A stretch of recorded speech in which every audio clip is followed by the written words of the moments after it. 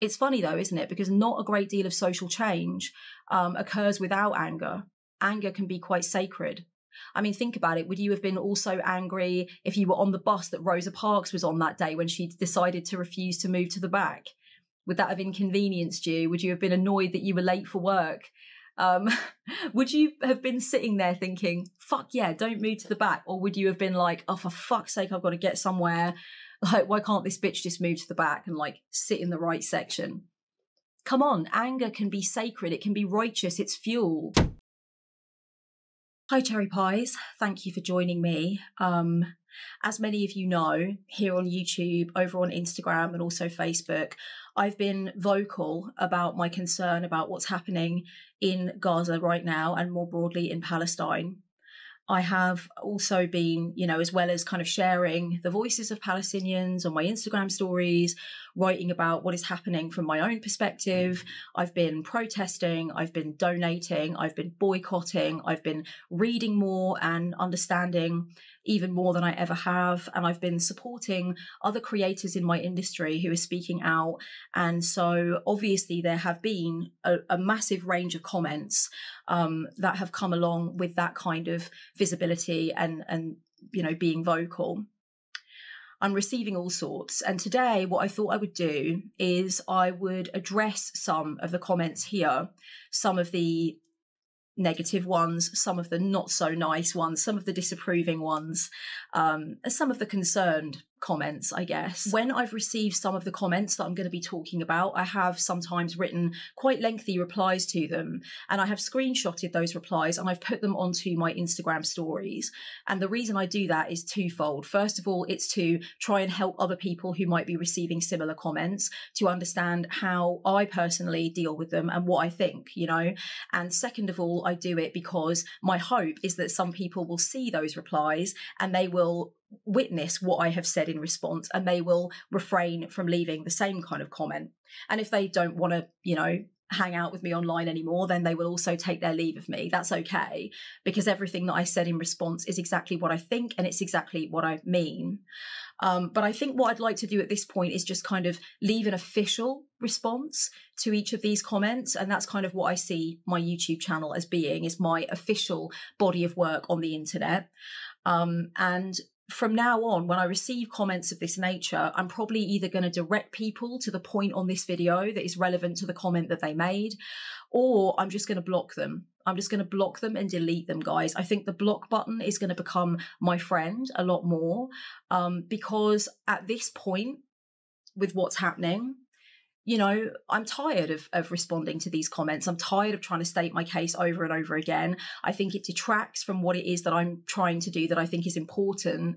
And I think that, you know, my desire to have my platforms be a free space where people can say what they want and they can, you know, completely dissent from my point of view if they want, has overtaken my desire to actually be productive and be in service around this issue. To be honest with you, I'm making this video partly because I probably need to vent as well.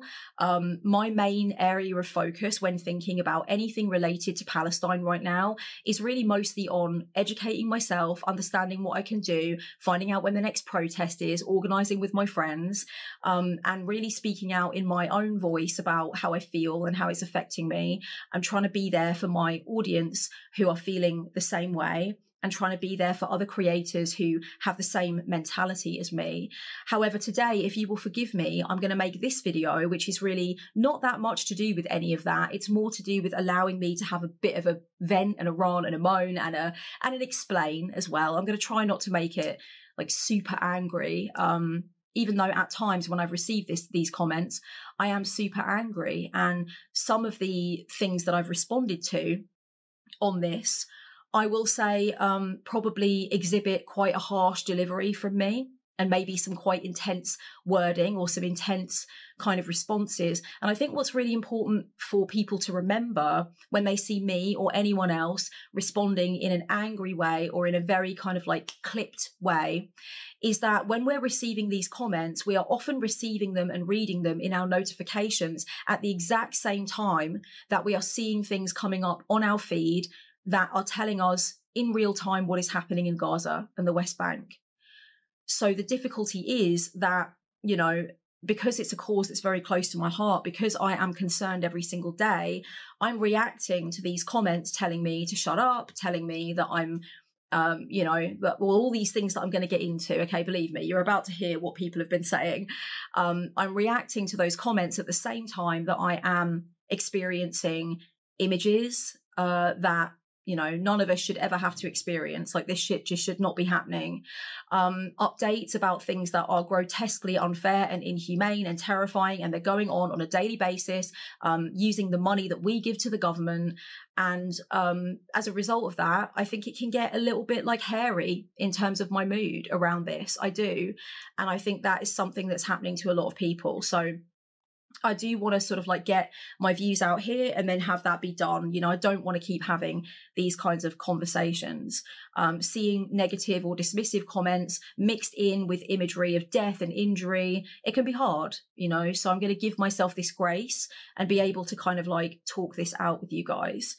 I think people are definitely being affected by that contrast between being very informed and trying to do everything possible, and the comments that are coming in being very disparaging, being very dismissive, being cruel sometimes, you know, and being very judgmental. So I think that people are feeling very alarmed by what they're seeing as they try and advocate for Palestine, and then they're being very attacked for being alarmed or speaking out. And that can definitely lead to some shitty moods and some, like I said, very sort of like harsh responses, you know, and you can see some of my responses to comments I've received if you go onto my Palestine highlight reels on Instagram. I'm not shy of screenshotting, guys, okay? So if you are going to leave me something that's like bitchy, etc., then please do expect that I'm definitely going to come back at you, and it might go on my screenshots, all right? Like, the gloves are off, okay? The gloves are off.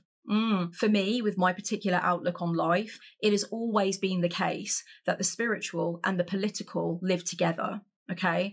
And I know that for some people, they might not witness that that is the case about me, but I have posted on YouTube and on Instagram and Facebook about many, many things in the past that you would put into the kind of political category. I'm a little bit skunk and Nancy about politics in the sense that I feel like everything's political when it comes down to it. And I have been vocal on a number of different issues. I believe personally that my spirituality cannot be divorced from my politics.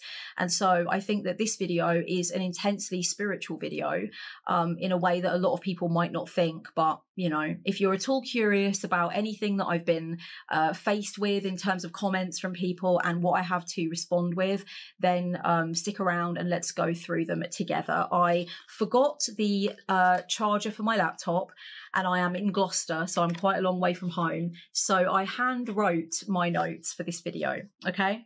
I'm very proud of myself. I sat down last night with my pad and pen and hand wrote all of them. And usually when I'm planning for a video, I don't do that. I type on the laptop, but that is not happening because my laptop cannot help me. So here we go, okay? Right, first things first. I put a post out on Instagram a little while ago. I absolutely stand by it, guys. The post basically said that there are lots of people right now in the spiritual community, and I'm not just talking about like random people who don't do something spiritual for a living, but they have some tarot decks or they do witchcraft and they follow spiritual people. I'm talking about people with spiritual businesses. I'm talking about spiritual counselors, spiritual guides. I'm talking about people that have things like shadow work priestess written in their bio, you know, trauma-informed spiritual mentor, those kinds of people. There are a lot of people like that with that kind of stuff in their bios who are not speaking up about this active genocide that is concerning and alarming so many people in the world, and that we are seeing outrageous amounts of real-time footage of. And in that Instagram post, I said that I personally would not pay any of these people a dime of my money to have them help me with shadow work or with healing, because I do not believe that they are capable at this point. I believe that there is a disconnect there that would make it so that I would distrust their abilities, basically, is what I said, okay? That has caused a lot of agreement, and it's also caused, you know, a bit of shit. All right, so I want to get into that first. In the comments underneath that post, somebody said that I was being very divisive. And this is something that I've had in private messages as well, that I'm being divisive and I'm judging other spiritual people just because they're not doing exactly what I want them to do or what I think is the best thing for them to do. So I want to reply to that first, okay? First of all, it is quite divisive already to claim to be able to help people with spirituality, with shadow work, with emotional healing, but not talk about a genocide that's happening on this magnitude, with this amount of death, this quickly, that is affecting a lot of people, that basically we're talking about in our daily lives all the time, never mind what's going on online with discourse.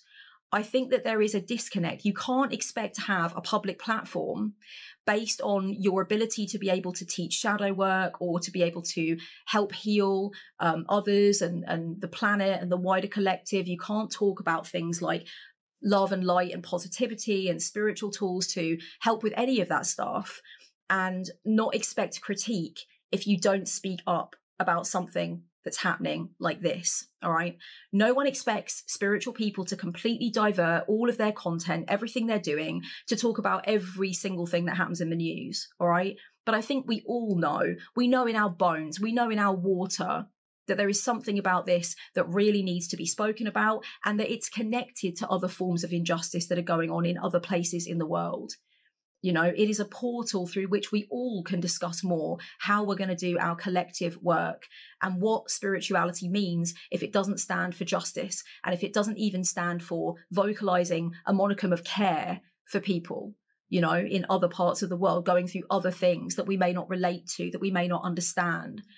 So I think it's okay to critique people who place themselves in that position of being able to do those things and who claim that they can do those things, who are not only continuing to be silent, but they are blocking anyone who is asking them to please say something or to at least clarify their position or whatever. I'm not calling anyone out by name, okay, aside from Gabrielle Bernstein, who I did call out by name in my initial video about Palestine. I'm calling people in. Essentially, I'm calling people in my community in. The other thing that I really want to get out there, okay, when it comes to like being divisive and pitting spiritual people against each other is don't forget, I purchase a lot of spiritual resources. I'm not just a spiritual creator. I'm a spiritual consumer, okay? I have purchased sessions. I've supported people's businesses. I've shouted out people's businesses, you know, all of that stuff. So I'm also speaking as a disappointed and alarmed consumer of spiritual content and products. And I have that right. I'm allowed to say what I wouldn't spend my money on, you know. I'm allowed to clarify that I have a baseline level of quality control when it comes to who I would trust to come inside my head, listen about the nature of my soul and help me with something. You know, it's not me coming in as a spiritual creator being like, oh yeah, let's put the cat amongst the pigeons. Let's fuck things up. Let's turn people against each other. No, I'm also speaking as someone who is disappointed and concerned and alarmed and has a standard for what I think spiritual work should ever be. And I haven't just had that standard when it comes to Palestine. I have been holding that standard since I started being in spiritual community and paying for readings and all that kind of thing. I remember distinctly unfollowing a lot of people that I previously had been interested in their work when they didn't speak up on Black Lives Matter, when they didn't speak up on it in 2015, when they didn't speak up on it in 2020. I remember distinctly unfollowing people who propose to talk about, you know, reproductive health or divine feminine, whatever the fuck, when they haven't spoken up on their position on trans rights and they haven't spoken up on the reversal of Roe v. Wade. I notice these things. It's part of who I am. If that isn't part of who you are, if you don't, you know, have some sense of like, I was going to say quality control again, but if you don't have some sense of kind of like ethical guidelines around that, that's fine. That's you. on my platform, I talk about my position and what I expect from spiritual creators and from sellers of spiritual products and courses and stuff. And that has always been my standard. It's not just with this. I just want to see that people are in any way engaged with the world around them and cognizant of how the message of their business is related to the world around them. That's what I want to see. And it's what I've always wanted to see. So please don't come to my work and think like just now about this issue, Kellyanne's being divisive. I've always felt that it was divisive in and of itself to claim certain abilities or to claim certain beliefs and then not be connected to the world, at least not enough to put out your point of view just once. You know, I have found that to be a turn off for a long time. And I think I'm allowed to have that feeling, and I think I'm allowed to speak about that. There is a psychological phenomena known as moral injury. And I've been reading about it for a while now. And I think it's interesting because I think it really applies here with what people feel about the fact that their favourite wellness and spiritual creators are not speaking up about Palestine in any way. They're just carrying on business as usual. So moral injury refers to the experience of sustained and enduring negative moral emotions such as guilt, shame, contempt and anger, which result from the betrayal, violation or suppression of deeply held or shared moral values. Okay. And that's in an article about moral injury from Durham University, which I will leave down below. So the term was created by an American psychiatrist called Jonathan Shea, and Jonathan noted that moral injury was present when there had been a betrayal of what's right by a person in a position of authority in a high stakes situation. All right. So as you can imagine, it often occurs in things like the military. It occurs in healthcare. It occurs in law enforcement. It occurs with religious institutions. Basically anywhere where you have been trained societally and you've been conditioned emotionally to believe this institution, this system, this belief structure has my back and is doing the right thing.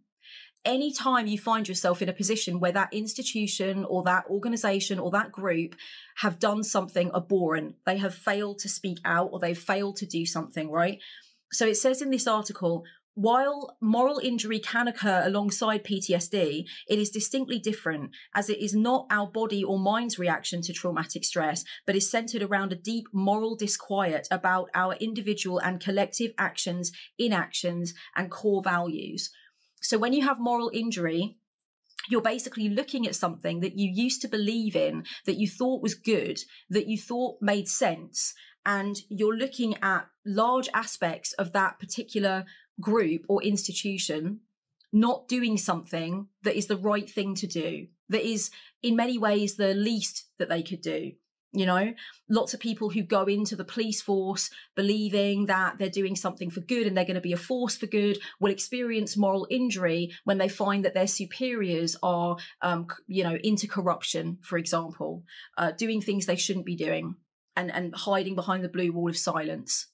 I've experienced moral injury a few times in my life, finding out about members of my family being abused in the Catholic Church, for example, was a huge form of moral injury for me because I had been raised in this situation where Catholicism was, you know, it was the way that I bonded with my nana. It was the family religion. It was related to our connection to Ireland. It was all of these things, right? So I experienced a form of moral injury in the sense of finding out about all of the abuse that was taking place. That's what moral injury means.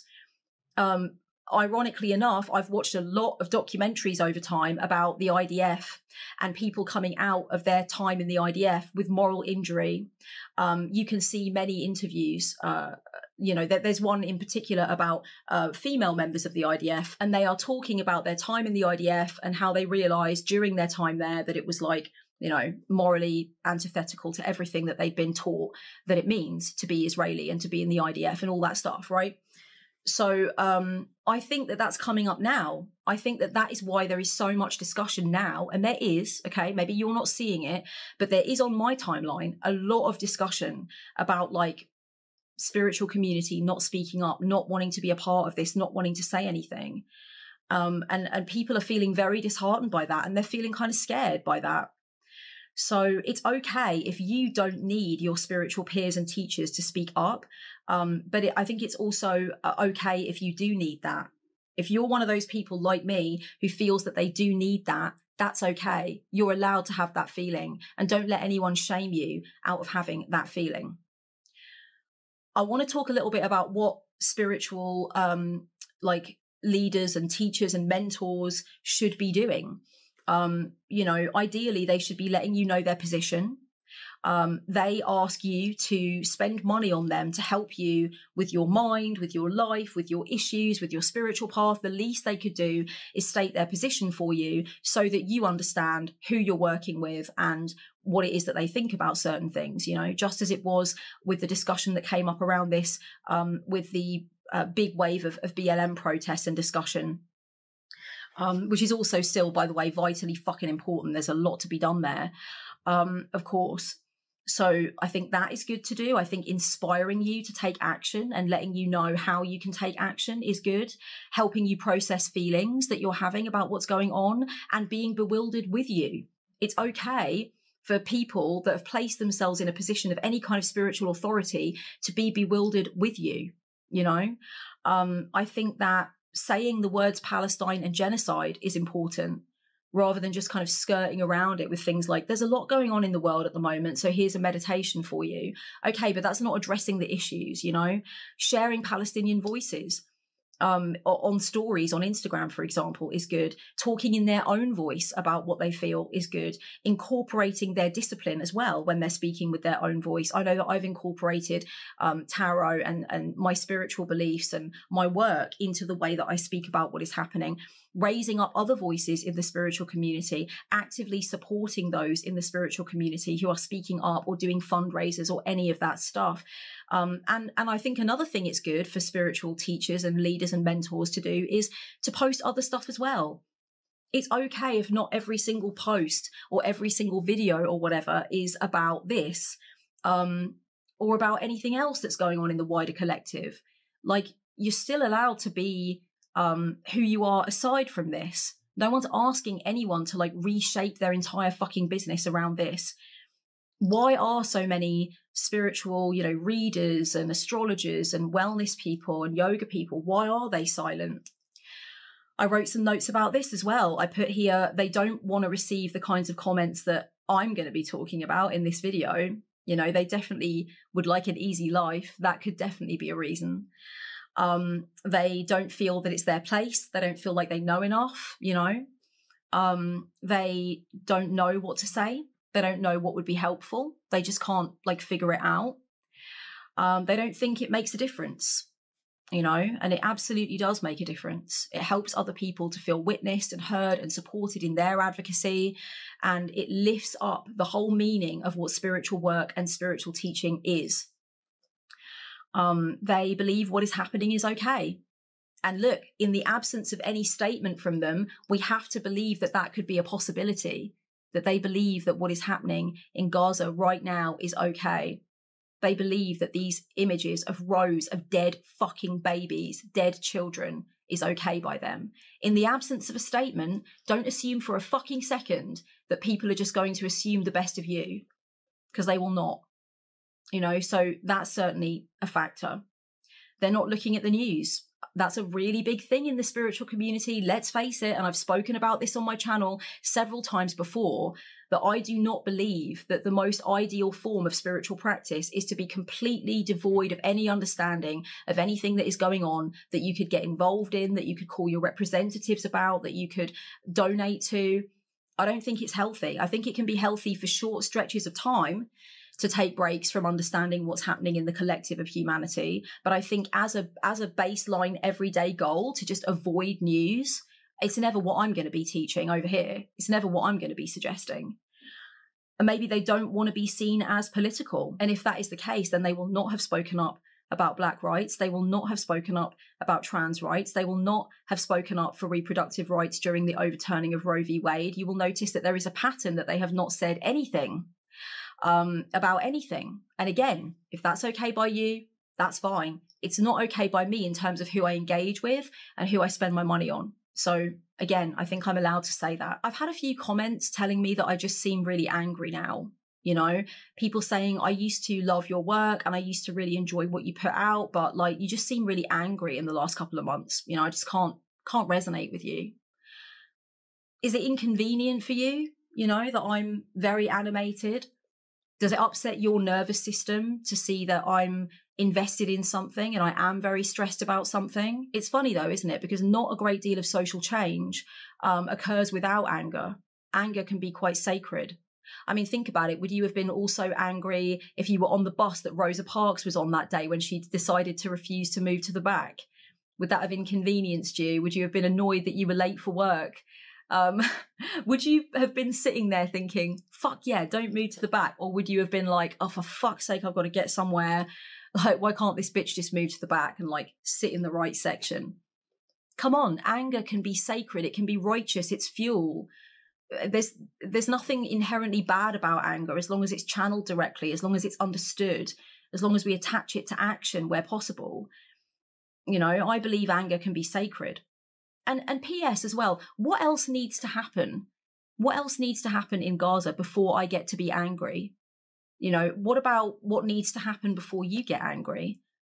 What is your limit before you get pissed off? Or would you only be angry if it was happening to a population that you feel more connected to, or that you have friends there, or, you know, that they look a certain way or they think a certain way about things? At what point does it have to come to where I'm allowed to be angry and to support other people who feel angry? You know, I have never dismissed or demeaned anger. Anger is invited to the party for me. I have learned so much in my recovery from addiction to rage, which was a very big thing when I was younger, and I've spoken about that on the channel. I have really learned how to alchemize rage into action and learned how to sit with my anger and understand what it's teaching me. I think anger can be fuel. I think that what you are really saying when you complain about me seeming angry lately is that you were getting something from me and you don't like that you're not getting that thing from me anymore. You know, and to be honest with you, I feel like everything that I've put out about this on YouTube and on Instagram and Facebook is absolutely in keeping with who I am. It's in keeping with what I do. You know, there really has been no change for me. Obviously, I'm very invested in this. Obviously, I've gone to a lot of protests and I've posted images of some of those protests. Obviously, my stories are mostly filled with stuff about Palestine. And to be honest with you, my stories are a lot of the time anyway filled with political stuff. And you can see all of that in my politics highlight reels on Instagram as well. Obviously, there's been a shift in terms of my focus, but I think everything that I'm putting out about it is completely in alignment with who I've always been and what I've always said. So to me, there's no change here. But there's been a change for you, probably because you're just really trying to avoid this at all costs. And so it's easier to attack me as seeming like someone unpleasant and someone unbecoming and someone you don't want to hang out with, rather than to actually just listen to what I'm saying or unceremoniously unfollow me. You know, I don't mind that, to be honest with you. That's probably a good game plan at this point. I think I'm going to borrow that saying that does the rounds a lot on Instagram. I'm sorry, I don't know who the quote is by, but it gets shared a lot, right? And it's if you're not angry, you're not paying attention. I think that's how I'm going to end my response to that. I've had a few kind of like, why can't we all just get along kind of comments, you know? And that's really interesting because that kind of comment is intentionally attempting to make me seem like I am argumentative and I'm harsh and I'm judgmental and I'm very kind of like us versus them. And why can't everybody just get under this big love umbrella, you know? Somebody said to me the other day in a comment that they are Muslim, they're a tarot reader, they are Muslim themselves, but they are friends with someone, good friends with someone who gives money to the IDF. They donate money to the IDF. And they were basically saying to me, you know, why, if I can be that tolerant, if I can understand the other side so much, why can't you? You know, like, what's your problem? Why is it spiritual to be friends with someone who's financially invested in keeping the boot of the Israeli state squarely and violently on the Palestinian neck? I just don't understand why someone would hype themselves up for that. It just seems really odd to me. It's like I've missed the part where that is a spiritual act. Why isn't it spiritual to have some principles? Why isn't it spiritual to say, I would actually not be friends with that person? I would find out that that person was doing something like that and like fiercely fucking debate them and try to call them in. And if they didn't, you know, understand my point of view, my perception of them will have already fundamentally changed, you know. I don't want any harm to come to them. I don't want to be violent towards them, but like, I don't want to keep company with them. I don't want to encourage that behavior. And it's really, let me tell you something, guys. Okay, I'm going to get into this a little bit more later in the video, but I just want to say for the record, in case you are not aware, I have been pro-Palestinian for a very, very long time. I learned about it in my early teens, and I've been on many protests around this whole issue, okay? And one thing I will say is that ever since like 2002, I have been making a point of not dating people who are, you know, very pro-Zionist. They're very pro-Israel. You know, Israeli state, all right, I'm chill with Israeli people as long as we like vibe and you get what's going on, like, you know, that kind of thing. But I have for a long time like made it a point that I can't be intimate with someone and share time with someone and share my depth with someone who has that kind of position. And it's the same with friends as well. You know, like the conversation comes up because it's always come up with me at one point or another. And I don't shy away from it if someone else brings it up. And no, I would not feel comfortable being close and sharing confidences and giving my time and energy to someone who knowingly would like donate to the IDF. Like, what the fuck is going on there? No.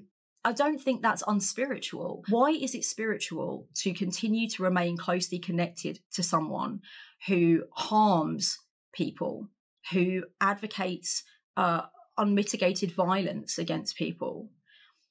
You know, I know that there are people that have people in their lives who have different views. I do, okay? Family is a key example for a lot of people, you know? They have to find a way to rub along a lot of the time. And I know there's also lots of people, myself included, who aren't connected to certain people in their lives anymore because their views are so anathema to what they would consider to be decent. So I know there's lots of different situations. There's lots of different stuff, all right? I'm not saying that like hands down every single time you should cut off anyone from your life who doesn't agree with you on the big issues that you feel are the most important. But have I got some quality control around who I date and who I have close to me in my life, my chosen family, my chosen partners? Yeah, I have for a really long time. I don't think it's affected my ability to be spiritually connected whatsoever. You know, I think it's only strengthened it. I think why can't we all get along is a call for a very shallow kind of peace that makes everybody feel comfortable in the fact that they don't have to do anything, they don't have to say anything, and they don't have to stand for anything, and nothing really has to get difficult for them. That's what they're asking when they're saying, Kellyanne, why can't we all just get along? Why can't we all just have our opinions and still, you know, be connected to each other and be in community with each other and support each other and support each other's businesses? That's what they're asking for. They're asking for everyone to stay silent about injustices, to stop advocating for any kind of change because it's hard for them, it's uncomfortable for them, they don't like it, and it's messing with their day. It's bothering them to see all this stuff coming up on feeds. It's bothering them to feel challenged, to care in some way themselves about other people. It's inconveniencing them. That's why I'm being asked that question, why can't we all get along? You know, it's blatantly because if we all have this peace, heavy on the inverted commas, right? Peace without justice and without change and without acknowledgement and without reparations and without any of that, then it makes things easy. It's business as usual. And believe me, I understand the temptation to just push for that, but I can't in all good conscience do that. I wasn't raised to do that. I wasn't raised to do that. I was actually raised politically conscious. And I know lots of people weren't, and they've come to it, you know, in their adult life. But I was actually raised that way. And when I grew up, I litmus tested everything I was taught. And I agreed with like all of it. I was like, yeah, this is it. This is who I am. I agree with that. I don't think that we can have freedom until everyone is free. I don't think we should diminish our power to act in some way for collective good, however we want to do that. So, You know, I think it's okay to be choosy about who you have in your space, whose work you support, who you collaborate with, who you sleep with. That's okay. Why can't we all get along is a call for people to stop talking about the oppression of other people most of the time. And that's not spiritual to me. That can't be spiritual. If you feel like you're at the most potent point in your spiritual life and all you want is peace with everyone, can we all just shut up about this and just get along? That's fine. Good for you. I don't operate that way. And by the way, guys, I'm not just like that about Palestine in terms of who I would date and who I would be close friends with and who would be able to come into my inner sanctum. I'm like that about racism. I'm like that about trans rights. I would not date someone or befriend someone who had some shit on their Instagram or their Facebook about, you know, how trans people are not acceptable. You know, all of that rhetoric that I've seen, I have actually lost friends over that because, you know, their position around it never came up until they posted their position around it. And I was like, yeah, oh, no, hell to the fucking no. So it's not just being principled around Palestine. I'm just principled in terms of who gets my time and my attention and who I want to invest in more. I don't think there's anything unspiritual about that. This comment that I'm going to talk about now has come up a few times. Not only has it come up towards me, but I've also seen someone with quite a sizable platform saying this exact thing. And I unfollowed them immediately, okay? The tone of the comment is so fucking patronizing and detracts so much from what we're actually trying to do for Palestine. And the comment is something like this. It's very sweet of you to care now, but I've been caring about this for years. And so you're just hopping on a trend. Yeah, like an active, incessantly violent, everyday genocide is a cool trend. Yeah, we're just hopping on. Okay. I literally had this comment the other day of like somebody saying that they think I'm a white savior, that I'm just, you know, jumping on the issue. And they actually said, it's very sweet that you all care so much now, but this has been going on for a really long time. I want to say two things about that, and then I'm going to move on because it irritates me so much. First thing I'm going to say is, if someone has only just learned anything about Palestine and Israel and that whole situation, who fucking cares? It's better late than never, baby. Better late than never. You know, like, I don't understand that attitude. It's very much the same kind of attitude as like, I knew this band before they were cool. You've just turned up because they've got airplay on Radio 1, but I've been there since the beginning. You know what? If you've got a platform and that's what you choose to say with your platform, and by the way, this person that I saw with like several thousand subscribers, they hadn't posted anything on their wall about Palestine. I don't know about their stories, but nothing on their wall had anything to do with Palestine. And that's the first thing they choose to come out of the gate with. You know, it's sweet that you all care now, but like, I've been there. I know about this shit. Pathetic way to use your voice. Like, no, just no, okay? The next thing that's kind of linked to that I want to say is, if you advocate very strongly for something to do with injustice and to do with violence and to do with death, then when lots more people come in and they also are concerned about it and they want to know what they can do, usually 9 times out of 10, that's a positive thing for you. You want that. That's of interest to you if you really care, because it's people power. It's more people waking up. I understand a little bit the frustration that it took a full-on fucking genocide for people to come, you know, to this issue. I do understand that frustration. I do. The first big protest that I went to, I found it incredibly moving because that's the amount of people I've always wanted to see at a Palestine protest, you know? And when I've protested for Palestine, there are a lot of us there, but there are not enough white faces there, and there's never been enough people there. And like for me, I want to see 1 million fucking people there. That's what I want to see. So it was very, very emotive for me to see that many people flooding out of the tube station, like people packed onto the trains to get to Hyde Park. It was like, it was what I wanted. And I did feel some frustration that this is not the way it's always been. So I do understand that you're pissed off, but think about how you're using your voice when you're saying, like, you're all hopping on a trend, I'm legit, I'm for real, you know, meanwhile posting nothing about the actual issue, not sharing Palestinian voices. The next thing I want to say about that, you know, it's very sweet of you to care now. I literally got this in my own comments the other day. Someone saying, I've known about this since I was 8 years old, and you just turning up and like being a white savior, that's what they called me, that I was giving white savior vibes. Listen, okay, you don't know me. You don't understand anything about me. You could have done a tiny little bit of research to know that what you were saying was wrong. But let me help you out, okay? Since you left this comment for me on Instagram, go to my Instagram, scroll down and go to the photo from October 3rd of this year, okay? What am I wearing in that photo? I'm wearing a keffiyeh, am I not? You think I just didn't know what it was? You think it was just a fucking fashion statement? If you scroll down further, you will witness me wearing that same scarf over and over again for the last few years, all right? I don't have anything to prove to you about my investment in Palestine, because I personally believe that even if you've only been invested in this for the last 2 months, that's good enough for me. Let's just fucking do this shit. Okay, that's how I feel about it. Let's just get on with what needs to be done. Let's raise our voices. Let's make those calls. Let's put our boots on the ground and go to these protests. Let's just get it done. So I don't have anything to prove to you. But if you had done just a tiny little bit of research, just through looking at photos of me, you would see that the accusation you're putting to me is not the case. And P.S., when I clicked on your fucking account, you'd said nothing about Palestine at all. So I really don't understand.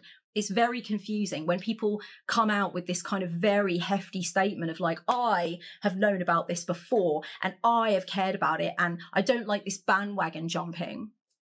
It's like, first of all, that does not sound like an activist who is sincerely concerned about getting people aware.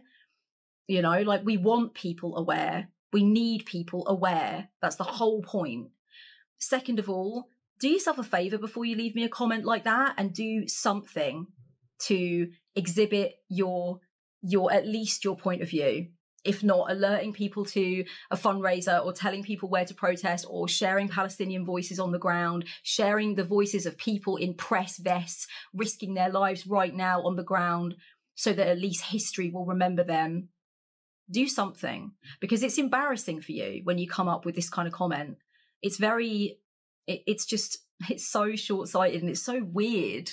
I just find that one to be weird, and I've had that a few times. So if it's really, really of importance to anyone how long I've been invested in this, then yes, there is ample proof that I've been previously invested in this, all right? But it shouldn't be an issue. It shouldn't be something that you need from people. You should be fucking relieved that they actually are getting the message and they're getting with the program. Because frankly, I'm relieved. I was very, very, very scared that people were not going to understand everything that has led to now. And actually, for my part, people have really pleasantly surprised me. And I'm so relieved. I can't understand the position of somebody that would be like, I'm sick of all these bandwagon jumpers. Get them on the bandwagon, get them on the street, get them saying something, get them using their influence in whatever way they fucking can. That will do for me. I'm not going to argue with that. Another comment that I've received, more than thrice, okay, is, what about Ukraine? I thought Ukraine was your thing. What, you've just forgotten about that now? Somebody wrote me a comment the other day on YouTube that said, the Ukraine war is still ongoing, but I suppose you found a shiny new war now. Okay, that wording is completely fucked up, first of all. This is not a shiny new, what did they say? Shiny new trendy war or something is what they said. I screenshotted it and I screenshotted my response. You can go to my Instagram highlight reel to see it. That's a really fucked up wording. Is that what you think? Is that how you operate when it comes to social justice and awareness of what's happening in the world? Do you look for shiny new trendy wars? Are you projecting? Because that is really the most fucked up wording I think I've ever come across. I'm going to explain this to you like you're a fucking child, okay? Because that's obviously how you need it explained to you, all right? first of all, I do support Ukraine. I am very invested in that whole situation. I lived in Russia. I know people in Russia who now cannot go back to Russia. They left because they don't want to kill and die for this mad, despotic, illegal invasion. All right? Like, what is happening in Ukraine is fucked up. I'm still haunted almost daily by the Bucha massacre, etc., etc., okay? I am invested in Ukraine. I have expressed my vocal support for Ukraine. But let me just explain something to you like you're 5, all right? Protest is directed towards a government that are not doing something that you, as the people, want them to do, right? In the UK and in many other countries, there is no need to protest about Ukraine because the government are supporting Ukraine and they are giving Ukraine arms and they are ensuring that Ukraine are given a lot of aid. They are platforming Zelensky, and he's talking about whatever, right? I don't actually agree with Zelensky on a lot of shit, but presumably he seems like a pretty good war leader, but whatever, right? Same as Churchill in a sense, like fuck Churchill as well. But like, look, when there's a war, do what you got to do. But basically, Ukrainians are being platformed, their stories are being told. We're learning about the Bucha massacre on the news and other stuff, right? We're learning about when Russia have done terrible things, when they've deliberately targeted places where children are hiding. We've learned about all this. The news are reporting it. The mainstream media are on Ukraine's side.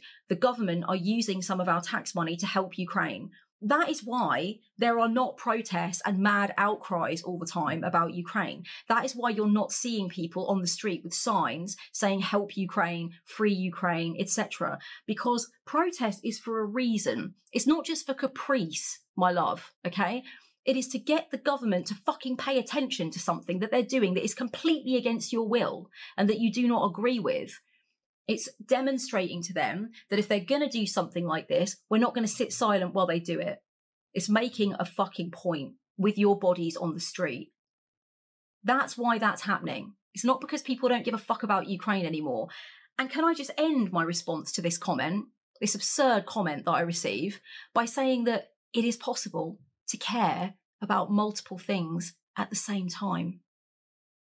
It's possible. The last time I donated for Ukraine was like, what, 2 months ago, just over 2 months ago? And that war's been raging for over a year. And at the same time, I was doing other shit. And at the same time, I was writing a book. And at the same time, I was grieving my dead brother. And at the same time, I was falling in love with somebody new. Like, you can do lots of things at the same time. You know what you're doing when you say that to me or anyone, when you bring up Ukraine, when you bring up other things that are going on? You are deflecting from the shame that you feel, that you want to look away from what is happening in Gaza. And the way that I know that is because when people have left me this kind of comment, I sometimes click on their account and they're not saying or doing anything that we can see.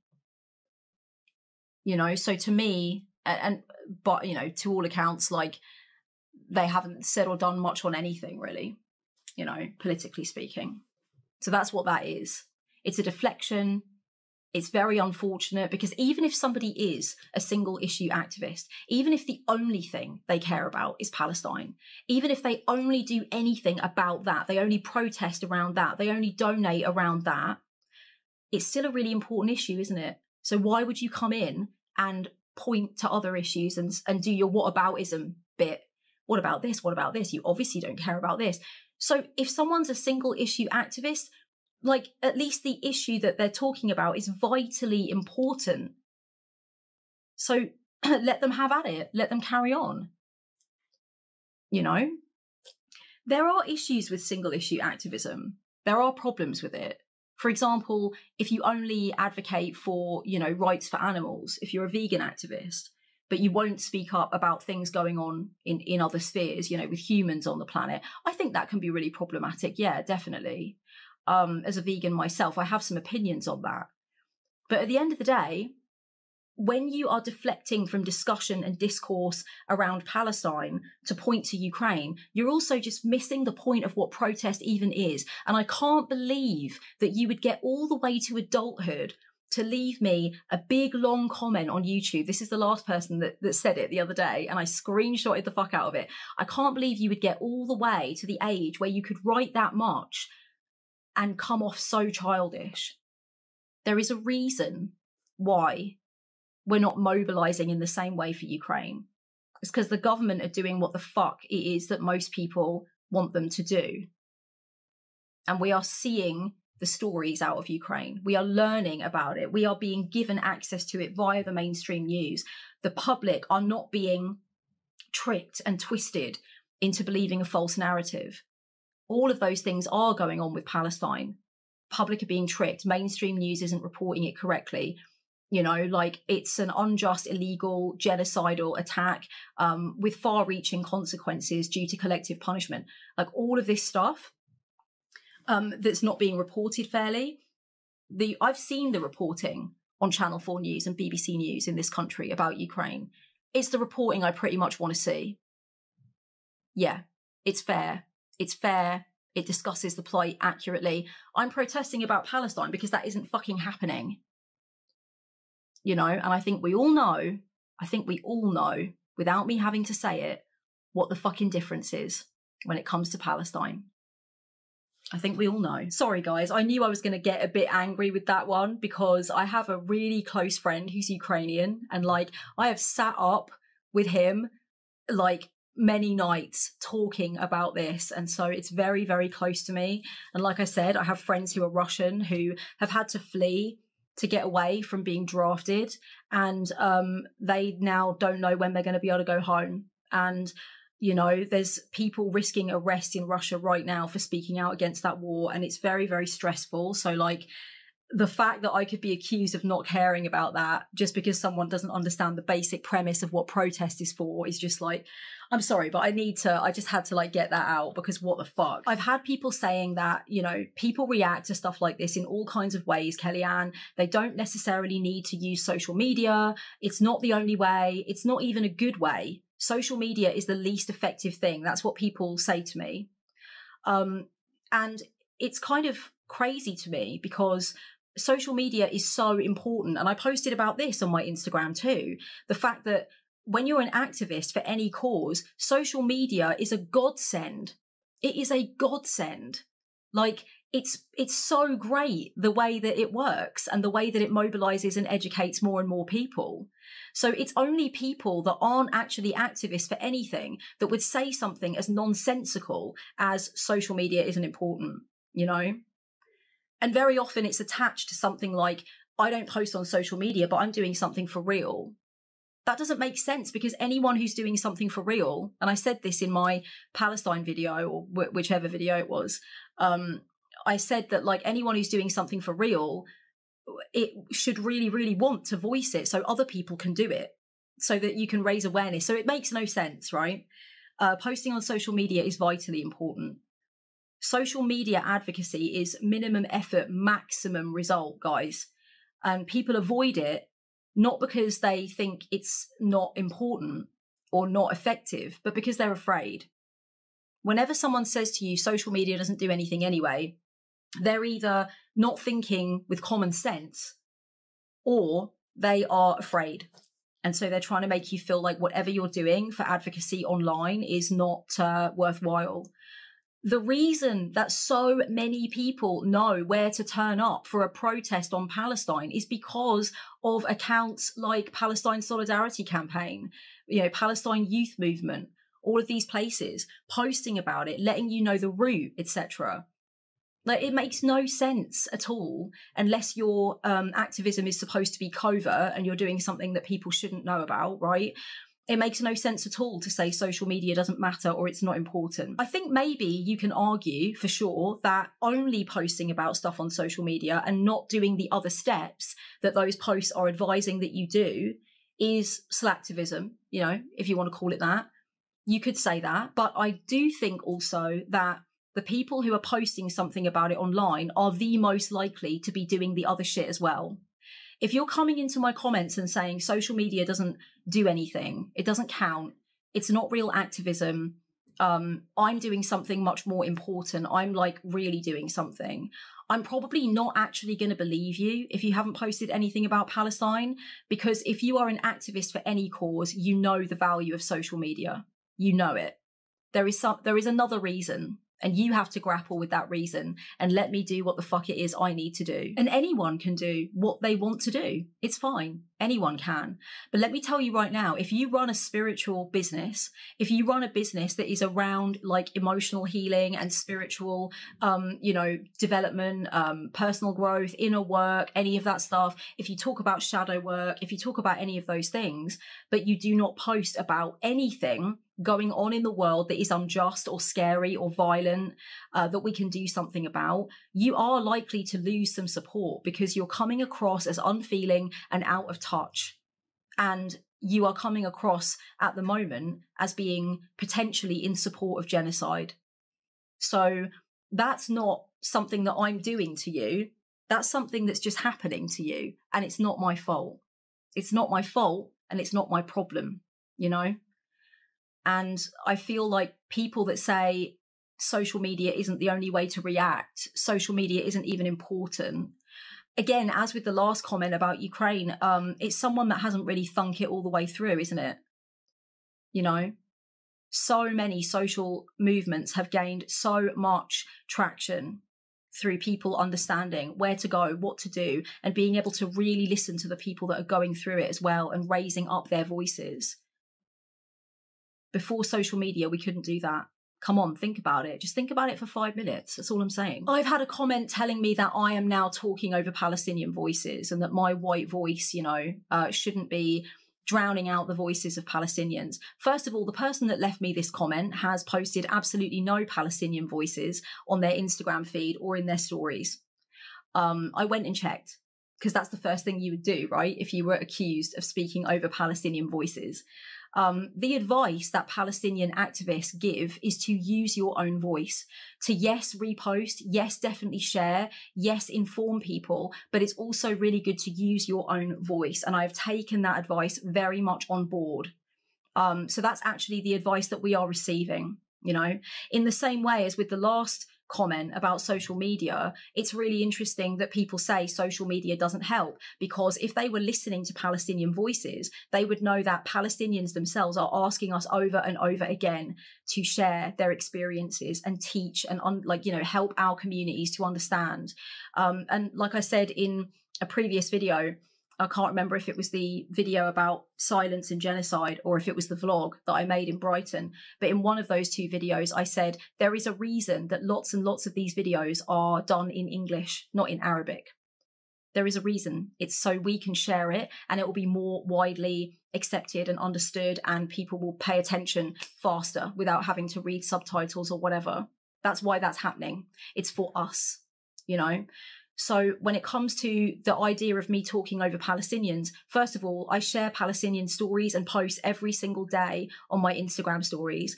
On my Instagram feed, I have listed Palestinian accounts, really good accounts from people on the ground in Gaza, really good accounts from academics and teachers explaining about this stuff.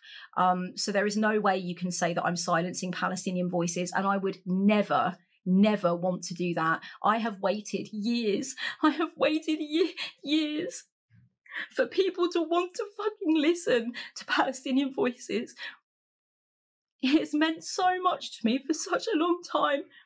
I've wanted this for so long, and it's come because of the worst possible thing I could ever be witnessing. But it's finally come. I have no interest in talking over Palestinian voices. Listen to those voices every day. Every day. You can find lists that I have put on my Instagram feed of Palestinian accounts, and I'm going to be doing another one soon, of Palestinians in the diaspora, people that have inspired me, people that are posting really awesome shit. I shout out people that are educating me and that I care about. So if you're going to accuse me of talking over Palestinian voices, at least, have a baseline level of respect to share some Palestinian voices yourself, because I have been. And I think, the advice that I have taken on board about using your own voice as well, speak to your community directly in your voice, is something that is a very, very, very good point. It is a salient point. You should talk from your point of view about what matters from your perspective and why you're speaking up. And that gets people engaged. And one thing I've learned from Palestinian activists is that the algorithm favours faces, and it favours your interaction with your audience. So speak in your voice. And that's what I have done.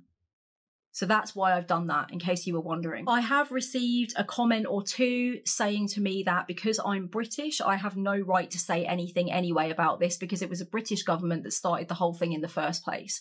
I have also seen a video of someone in the community saying that exact thing, that it irritates them that British people are speaking up. And this is someone who believes that like anything you say about Palestine is anti-Semitic. That's what they said. When you post about Palestine, you're being anti-Semitic, whether you know it or not. So this is a person who has a vested interest in people like me shutting up, okay? I think that as a white British person, I should be more invested in having a say on this. You will not silence me or shut me down by trying to shame me for where I was accidentally born or being in the skin that I'm accidentally in, okay? That's going to make me more infused.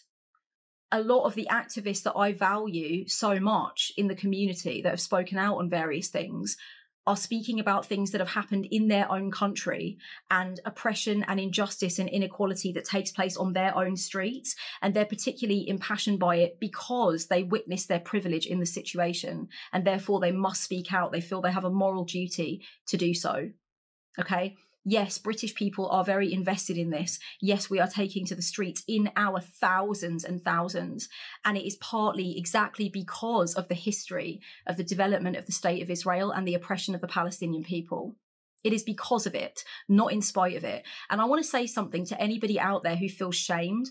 I was talking to someone, I hope they won't mind me saying this, but I was talking to someone the other day who is white and half Australian, and they were saying that they feel some insecurity around this, you know, because so much is fucking happening and is still happening in Australia. Obviously, there is so much oppression going on with the native population. There's so much Indigenous pain. And I said to that person, it is precisely because of your identity that you absolutely have a right to have a stake in this fight for Palestine. It's because of it, not in spite of it. You have the absolute right because you grew up with that sick fucking privilege that comes from oppression, from racism, from white supremacy. So you are perfectly placed to be able to put some energy into this kind of fight, perfectly placed.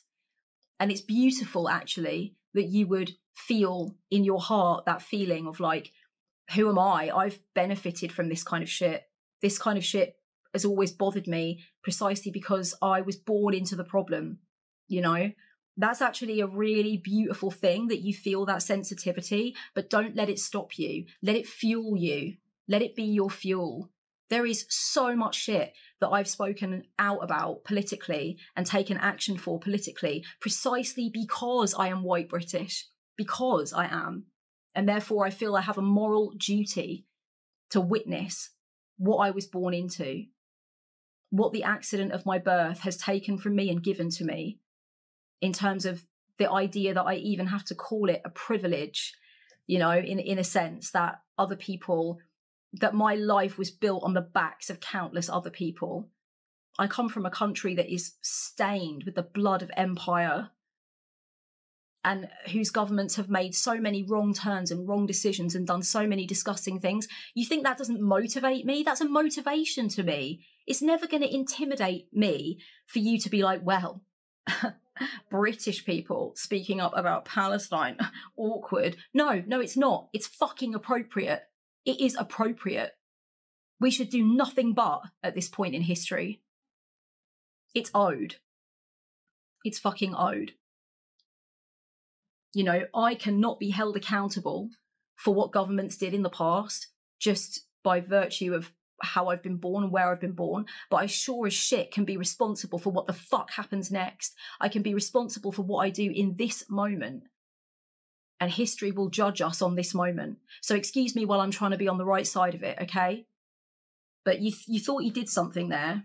Anyone saying that kind of thing, oh, well, Americans protesting, British people protesting, what's that about? It's about the fact that it's our money that's being spent on this shit. So if you thought you did something there, you didn't, all right? Sit down, sit down. Have a Ribena. Think about your life. I want to address comments from people who are saying that I'm only speaking out about Palestine so I can be perceived a certain way, so that I can avoid attack. You know, I'm coming at this from a white savior perspective, and I'm saying what I'm saying so I can avoid attack, or so I can be seen as some certain thing. You just attacked me by saying that, so it makes no sense. You're attacking my character. You're disparaging me for speaking out. So it makes no sense that you would say that I'm speaking out to avoid attack when I have experienced many attacks for speaking out on this. Many. And I have before this latest disgusting assault on Gaza. I have lost clients in the past for my views on Palestine. They saw my fucking stories. They saw that I was going to protest and they didn't like it. Okay. So, you know, I think that silence is by far the easier way to go with this. Saying something is the harder path, not the easier path. Yes, you will see people in my audience agreeing with me and saying that what I'm saying is helping them to be bolstered in their own activism, because I'm an authentic person and I have therefore built an audience of people that connect with that authenticity because they feel the same. So yes, you are going to see people in my comments saying, right on, fuck yeah, let's protest, let's do this. Because I didn't build an audience just based on wanting to get numbers and wanting to get a following. And I didn't care who was coming in. I built my audience every single step of the way from being in my truth. And therefore, the vast majority of my audience agree with me on this issue. So I'm not doing it to get praise from them. I'm just being praised for my position because they agree with my position, because they knew who the fuck I was when they started following my work, and they didn't expect anything less from me at this moment than for me to speak on Palestine. That's what they expected me to do. They know who I am. They know who I am, you know? So that's why that's happening. That's why you're seeing people in the comments agreeing. I'm not doing it so that they agree. I have been wildly attacked for speaking out on this issue. I wish I could stay silent and then just attack people who speak. What is that like? It sounds like quite an easy life. It sounds great to me. I'd love to be able to do that. It would be a lot more restful for me at this moment in time. You know, I've got a lot on. I'm coming up to the second Christmas without my fucking brother on the planet. So yeah, there's a lot of shit that I could do without, frankly. I think we all could do without this fucking genocide. So it would be really great for me, very relaxing, good for the nervous system, I think, to be completely silent, to do fuck all about this issue, and then go around attacking people who are saying something, accusing them of having a deceitful character, of saying something only so they can get something out of it. What is that like? Tell me. It must be riveting. I can't do that because I know that it would be completely against my soul. I would have to sell my soul to do that. And I'm not going to do that for you, just so that you don't accuse me of being a white saviour. Carry on, accuse me of being a white saviour. It's fine. I know a popular reader, a popular tarot reader, amazing popular tarot reader, who has received death threats for speaking out on Palestine. Fucking death threats. And you're acting like this is the easy way, that we're only doing it so we can get something, so we can be praised, so we can be adored. We're not being. We're taking shit. We're actively taking shit. I've been accused of being anti-Semitic, which is fucking vile. I hate that. I hate being accused of that. I've been accused of it before all of this popped off. I can show you the fucking messages if you don't believe me. You know? Every time I've posted about Palestine in my stories or anything, anytime I've commented something about Palestine in the past, people have accused me of it. You know, you think I enjoy that? You think I like that shit? I don't like it at all. So the idea that I'm only doing this so I can obtain a certain response is so ridiculous, because a lot of the response I've received, not a lot, but, you know, the things I'm addressing today in this very long video are not things that are pleasant for me, but I will take it. It's fine. You know, it's like Mohammed Al-Kurd said, if you speak out, you might lose some opportunities, you might lose some friends, you might, you know, close some doors to you, but that's nothing compared to what Palestinian people have been dealing with for a long time. And I couldn't agree more with him. It is his voice that I keep in mind. It is his righteous Palestinian voice that I keep in mind. Your voices, I'm not so worried about. I'm not as concerned about that. Think what you like of me. Okay, darlings, I'm going to bring this video to a close now. Those were all the comments that I really wanted to say something about in a more sort of like official capacity, if you will. As of putting this video out, I'm not going to be responding to individual comments of this ilk anymore, okay? I think just as I stopped responding during the BLM discussions to people that were, you know, against me and saying, you know, all these kinds of things, same kinds of things, right? Just as I stopped responding to those comments, and just as I stopped responding to the comments that I received about the reversal of Roe v. Wade, yes, I did receive some pushback about my concern for abortion rights. I stopped responding to those things after a while. The things that didn't pass the vibe check, the things that I'd already, you know, given my responses to. I only have so much bandwidth. So from now on, I'm not going to be responding to those kinds of comments. If they come up, I'm either going to direct them to this video or I'm going to ignore them. And from now on, I'm going to be buddying up a lot more with the block button. You know, anything that says that I'm like baying for Jewish blood, those people will be blocked. I didn't even address this in this video because it's absolutely ridiculous. There are so many Jews worldwide that are against this. It's just an absurd thing to say to me at this point. I'm not having it. All right. Anything like that's going to be blocked. Anything that accuses me of having just basically a nasty or deceitful character for posting about this stuff, those things will be blocked because frankly, they don't add to the importance of the discussion. They do nothing for the discourse. They are about whatever is going on with you. And I just don't want that shit in my comments section anymore. So don't be surprised if from now on, I'm a lot less interactive with those kinds of comments, unless I'm feeling a little sassy. But I think this video helped me to spew out the fullness of any sass that I had left. So, you know, that's going to be my plan from now on. Comments containing personal attacks will be blocked. Anything containing Islamophobia will be blocked. I'm going to continue to post about Palestine, and there is a video coming about energy management and spiritual advice for those of you who want to protest for Palestine, but you're concerned about, you know, how it's going to affect you and how to prepare and all that kind of thing. And so that will be coming out soon. I have been putting it together for a while, and it's just got a lot of advice in it for people that want to be a part of civil disobedience, but they struggle with various things, mental health issues or like empathic ability, highly sensitive people. I'm highly sensitive too, okay? I can explain. I can help you with that. So I will be doing that soon. It was my birthday yesterday, and all I posted on my stories was stuff about Palestine. I didn't feel right taking attention away from the cause, which is on my mind 24/7. I understand so many of you who are concerned. I get where you're coming from with not being able to think about this, not being able to take your mind off it, as well as other issues too. I know that lots of you have so many different concerns in mind, and you're educating yourself more on different things, and you know, you're becoming more conscious than you were before, as am I, as am I. I want to commend you. I respect you so much. I also want to commend you if you vehemently disagree with what I'm saying, but you've actually sat here till the end of this video. I want to commend you because at the moment it's becoming increasingly hard for me to sit with and contemplate on some of the pushback that has been put to me. It's fucking frustrating. I don't like it. I'm getting fucking fed up with it. So if you've sat all the way to the end through this video and you hated every moment of it, first of all, you might be a masochist. Second of all, well done, I guess. Well done. You must be open in some regard to some of these responses from me. And I hope so. I really hope so. Because we need as many people on board for a free fucking Palestine.